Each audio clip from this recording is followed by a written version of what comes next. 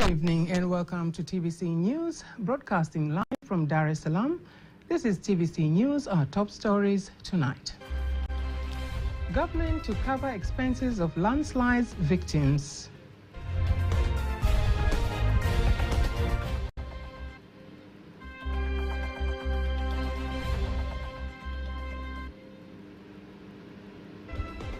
Tanzania's foreign direct investment doubles.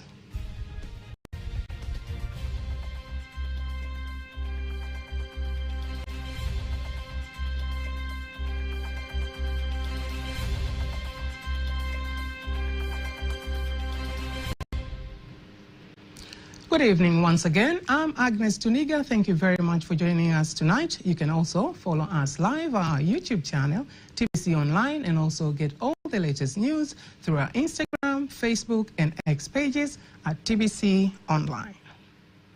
President Samia Sulu Hassan has directed Prime Minister Kassim Majaliwa to ensure that the government covers the funeral expenses for people who lost their lives in floods in Hanang District, Manyara region on Sunday. Here are more details. The head of state has furthermore ordered all those injured to receive necessary medical treatment at the government's expense as security and emergency services continue with efforts to provide assistance. According to a statement issued by the Directorate of Presidential Communications, President Samia Sulu Hassan has equally tasked the regional government and the Disaster Management Unit of the Prime Minister's office to ensure that citizens whose homes have been swept away get temporary shelters. President Samia has directed a detailed assessment to be done of the disaster by all government units and institutions.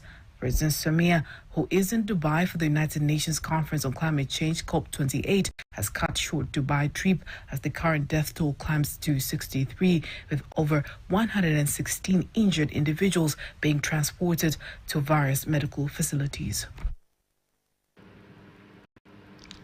United Nations Secretary General Antonio Guterres says developing countries continue to feel the wrath of climate change, even though they do not contribute a lot of carbon emissions. Guterres was speaking during the United Nations Climate Change Conference, COP28, in the United Arab Emirates. Linton Gule has more details on the story.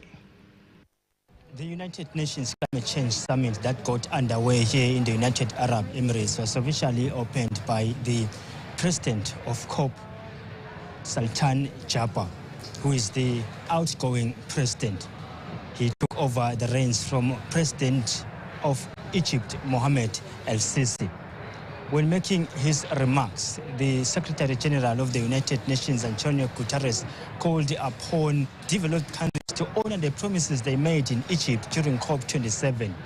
He says developing nations continue to feel the wrath of climate change. Developing countries are being devastated by disasters they did not cause. Extortionate borrowing costs are blocking their climate action plans, and support is far too little, far too late. Brazilian President Lula da Silva was very emotional when addressing the climate change issue in Brazil. He says people who are living in the Amazon forest, their lives have been disrupted by climate change. Da Silva says the agriculture sector is disrupted, and unfortunately countries like Brazil, they rely so much on agriculture. The president says it is disheartening that annually they always come to COP, but there are no meaningful actions that follows thereafter. King Charles, in his address, called upon world leaders to think about the generations to come. He says they must think about what sort of climate the generations to come will inherit if things do not change. I pray with all my heart that COP28 will be another critical turning point towards genuine transformational action. The Prime Minister, Russell is expected to represent His Majesty King Mswati III during other sessions that will be taking place here in the UAE. Tanzania Mobile Network Operators Association, TAMNOA, has announced more than 240 million Tanzanian shillings in support for the victims of the landslide that occurred in Hanang District, Manyara region. The announcement has been made by the chairman of the association, Phil Besimire, insisting that all companies have teams on the ground to ensure that the services are not interrupted in the area. This tragedy, which has affected over 5,600 of our fellow citizens, called for immediate and compassionate action, a call that was resoundingly answered. In a powerful demonstration of solidarity and corporate responsibility, TTCL, Vodacom, Tigo, Halotel, and Airtel have come together to form an alliance in these trying times. Our combined efforts have successfully mobilized over 240 million Tanzanian shillings, an amount that is dedicated to providing urgent relief to those impacted by this disaster.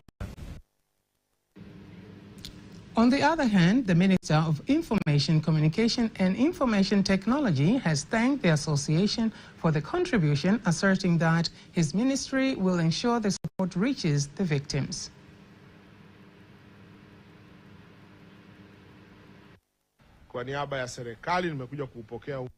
I would like to thank the Tanzanian Mobile Network Operators Association, TAMNOA, which includes TTCL, Airtel, Vodacom, Tigo, and Halotel, for responding to our President's call for help and for the patriotism they have shown by deciding to help our fellows who have been affected by this calamity.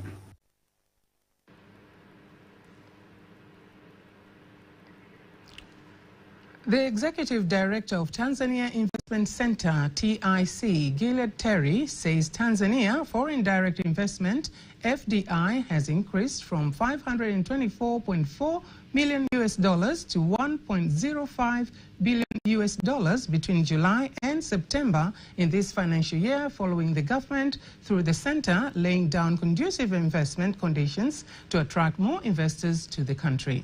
He made the remarks during Chief Executive Dinner Gala held in Dar es Salaam, where the TIC Executive Director, Gilead Terry, was awarded in recognition of his dedication and commitment in leading TIC, transforming Tanzania into a key of investment destination in East Africa and Sub-Saharan Africa.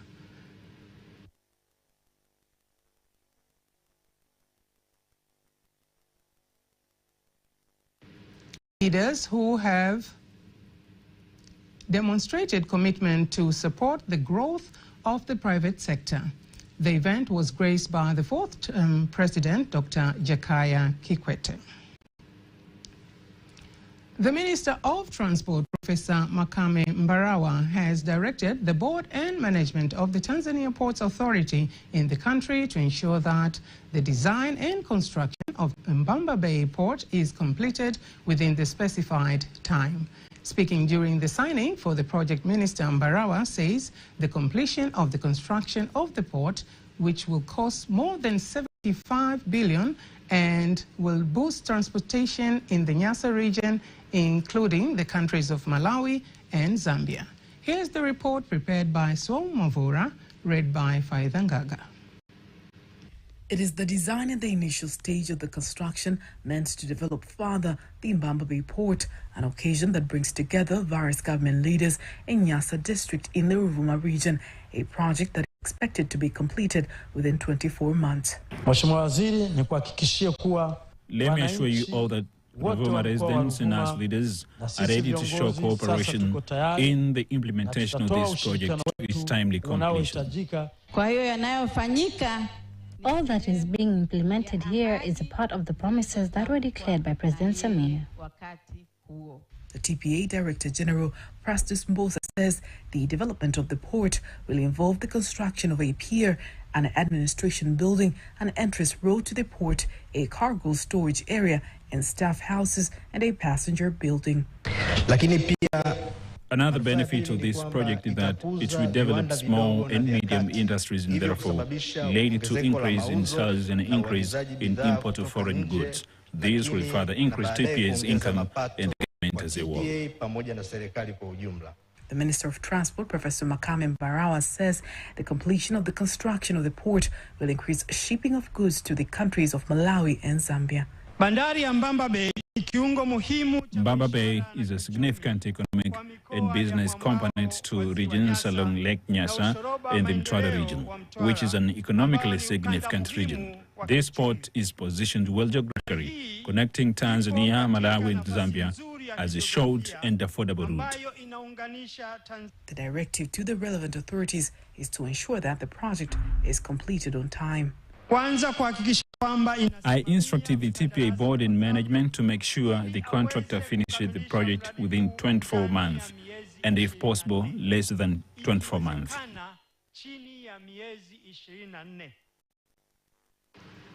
In efforts to deal with the problem of unemployment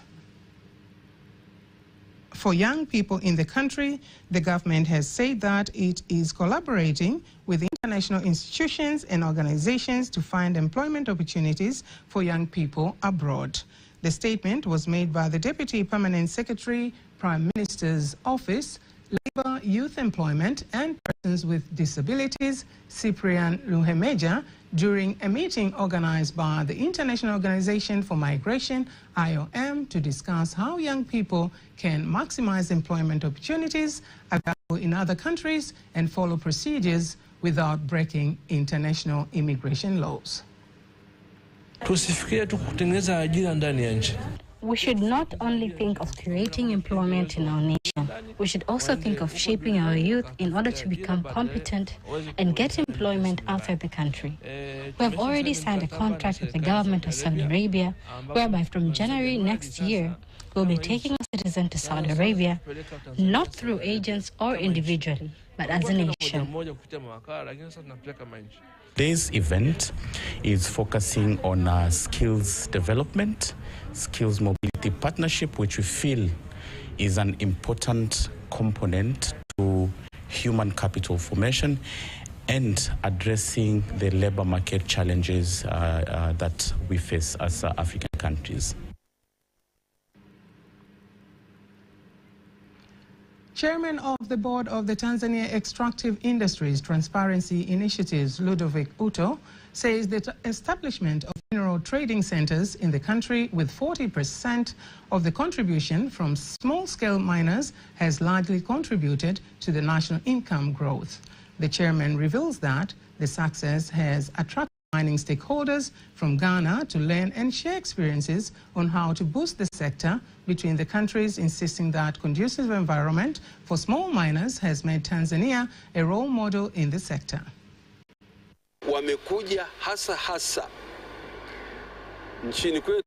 They are here to learn how small-scale miners are managed, identified, and how the government enables them to conduct their duties well, while at the same time learning from some of the challenges, and we will share some of the lessons that we have to share with Tanzania in terms of how you can deal with some of your problems. Uto adds that the act of responsible mining has increased in the country in the period of last 6 years. The mineral sector contributed only 3.5% of GDP, but currently is almost 10%.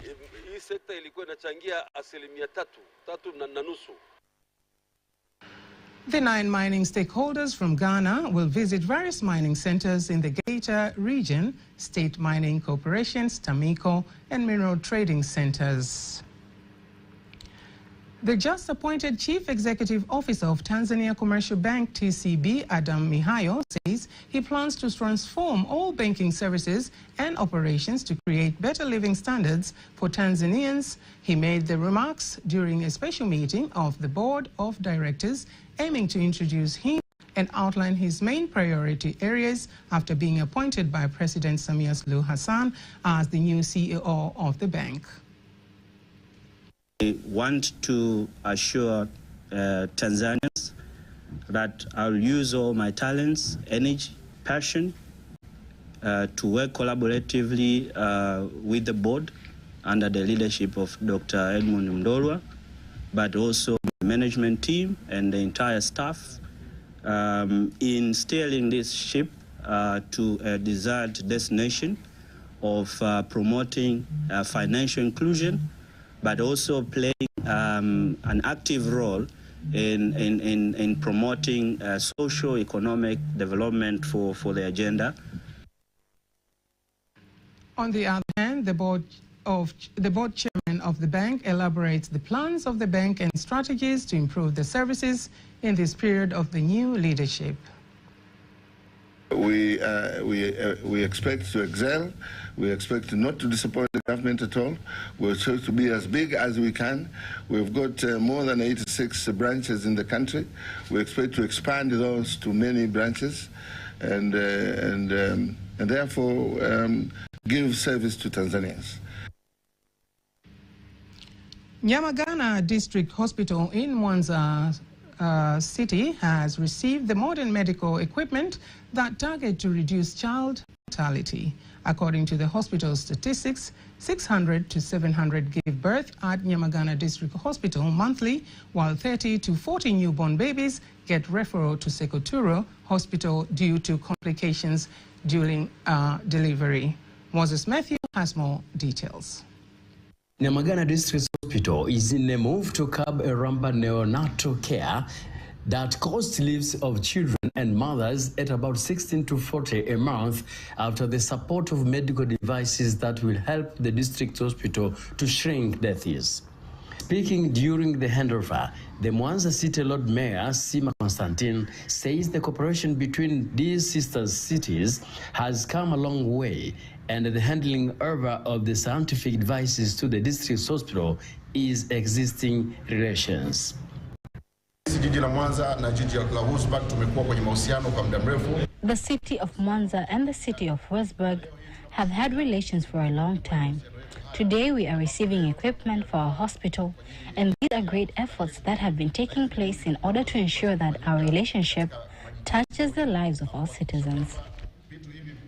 On the other hand, the Westburg and Mwanza cities coordinator, Jim Brown, underscored that Westburg has many more times supported the Mwanza city different thematics areas, including global warming projects, just to mention a few. But for this time, the focus is on health projects. Through the trainings that has been conducted this entire week for the doctors and nurses in that particular department. And today that will be handing over equipment that are here, and some are not yet here, but it's baby warmers, monitors, and together with the ultrasound machine. The Westburg International Coordinator, Dominic Washfen, takes a time to describe the importance of the support to the neonatal care to the hospital. So, on the one hand, here we have a baby radiant warmer where neonates that need special warmth can be taken care of.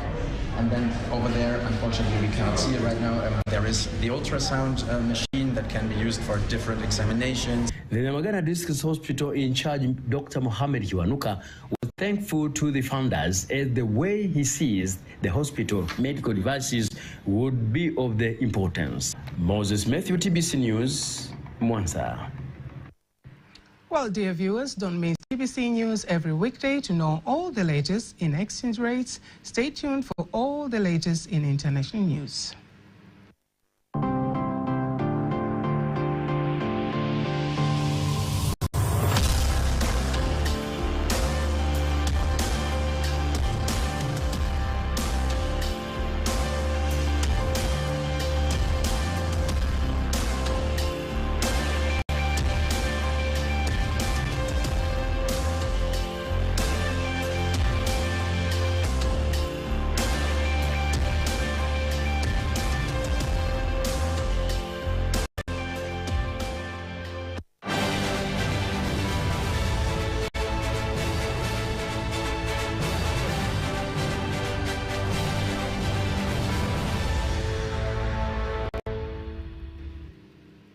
Candidate has dropped out of the presidential campaign in the Democratic Republic of Congo, DRC, to support former governor and opposition candidate Moise Katumbi. With the withdrawal of Deli Sesanga, Member of Parliament from Kasai Central Province, there are now 21 opposition candidates running for the top job. They will be competing against the incumbent President Felix Tshisekedi, who is vying for a second term in office. Campaigns for the election started 2 weeks ago and end on 18th December, 2 days before the 20th December elections. The president of the Honorable ongoing United Nations Climate Summit COP28 in Dubai, Sultan Al Jaber has hit back and claimed that he denies a core part of climate science. Speaking in Dubai earlier today, he says he very much believes and respects the science. The talks in Dubai, United Arab Emirates, are aiming to make progress on climate change.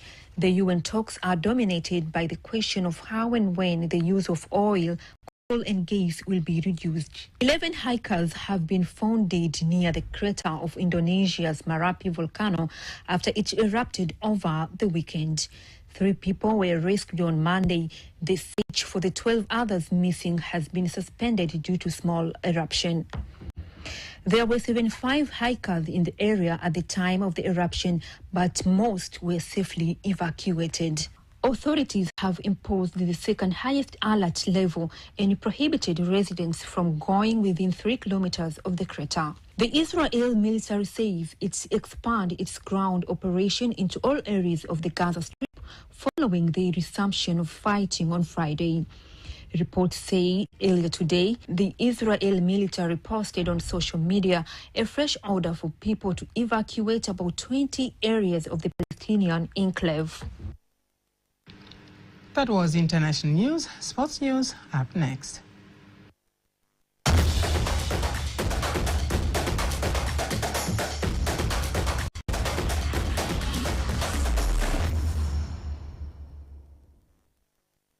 Has set aside a budget of 31 billion shillings to construct sports facilities at Malia Sports College in Mwanza to boost development of the sports in the country. Project manager Peter Naingo says the facilities will take sports to the highest levels in the country.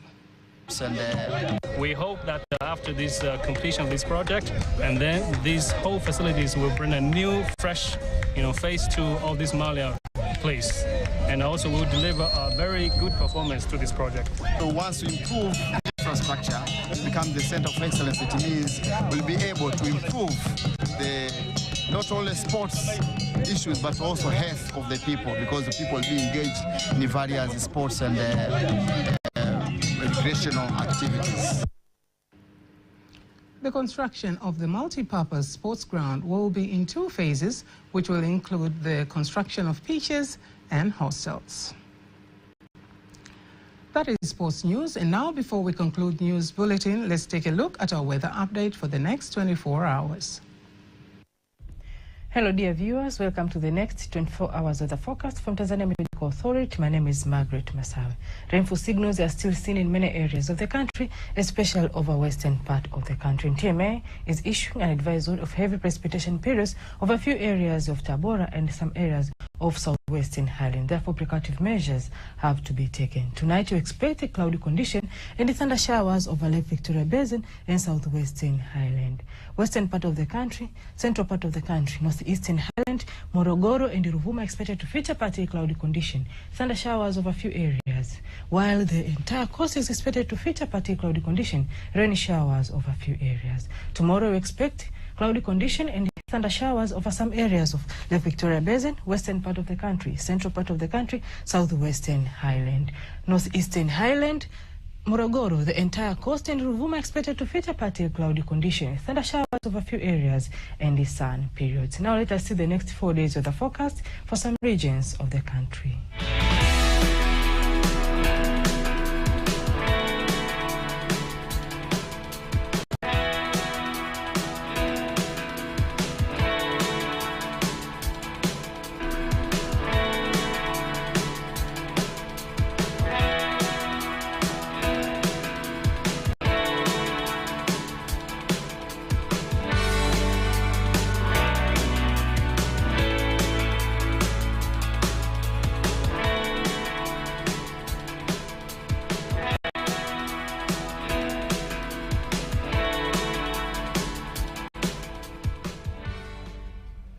From Tanzania Meteorological Authority, we thank you for watching us. That marks the end of our news bulletin for tonight. Don't miss our next bulletin in Kiswahili at 11 p.m. Throughout, I've been your host, Agnes Tunika. Thank you very much for watching.